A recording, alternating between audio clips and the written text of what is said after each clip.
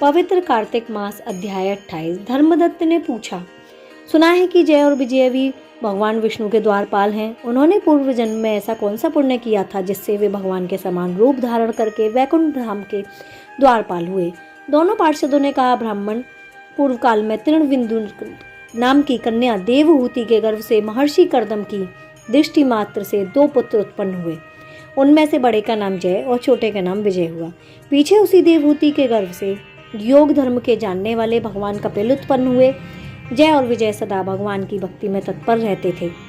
वे नित्य अष्टाक्षर मंत्र का जाप करते थे और वैष्णव व्रतों का पालन करते थे। एक समय राजा मरुत ने उन दोनों को अपने यज्ञ में बुलाया।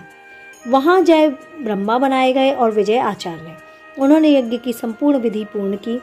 यज्ञ के अंत में अभवृत स्थान के पश्चात राजा मरुत ने उन दोनों को बहुत धन दिया। धन लेकर दोनों भाई अपने आश्रम पर गए। वहां उस धन का विभाग करते समय दोनों में परस्पर लाग डांट पैदा हुई, अर्थात द्वेष पैदा हो गया। जय ने कहा, इस धन को बराबर बांट लिया जाए। विजय का कहना था, नहीं, जिसको जो मिला है वह उसी के पास रहे। तब जय ने क्रोध में आकर लोभी विजय को श्राप दे दिया कि तुम ग्रहण करके देते नहीं हो, इसलिए ग्रहा अर्थात मगरमच्छ हो जाओ। जय के शाप को सुनकर विजय ने भी शाप दिया, तुमने मद से भ्रांत होकर शापों दे दिया, इसलिए तुम मातंग अर्थात हाथी की योनि में जाओ। तत्पश्चात उन्होंने भगवान से शाप निवृत्ति के लिए प्रार्थना की। भगवान ने कहा, तुम मेरे भक्त हो, तुम्हारा वचन कभी असत्य नहीं हो सकता। तुम दोनों अपने ही दिए हुए इन शापों को भोगकर फिर से मेरे धाम को प्राप्त हो गए। ऐसा कहकर भगवान विष्णु अंतर्ध्यान हो गए।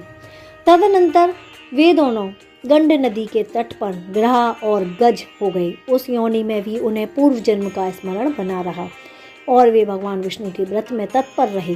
किसी समय वह गजराज कार्तिक माह में स्नान के लिए गंड नदी गया तो उस समय ग्रहा ने शाप के हेतु याद आते ही उस गज को पकड़ लिया। ग्रहा से पकड़े जाने पर गजराज ने भगवान रमानाथ का स्मरण किया। तभी भगवान विष्णु शंख चक्र और गदा धारण किए हुए वहां पर प्रकट हुए और उन्होंने चक्र चलाकर ग्रहा और गजराज का उद्धार किया और उन्हें अपने ही जैसा रूप देकर वैकुंठ धाम को ले गए। तब से वह स्थान हरि क्षेत्र के नाम से प्रसिद्ध हुआ और वे दोनों ही विश्व विख्यात जय और विजय जो भगवान विष्णु के द्वारपाल हुए हैं। धर्मदत्त, तुम भी ईर्ष्या और द्वेष का त्याग करके सदैव भगवान विष्णु के व्रत में स्थिर रहो। समदर्शी बनो। कार्तिक, माघ और वैशाख जैसे महीनों में सदैव प्रातःकाल स्नान करो। एकादशी व्रत के पालन में स्थिर रहो। तुलसी के बगीचे की रक्षा करो।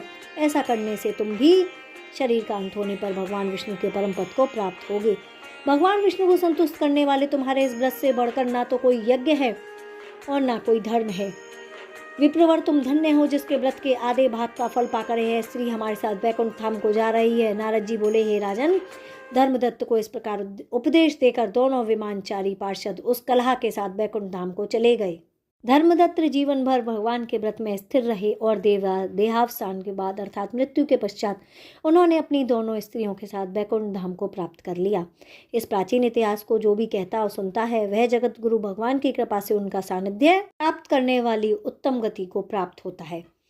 इति श्री कार्तिक मास महात्म्य अध्याय 28 अर्थात गजेंद्र और ग्रह मुक्ति की कथा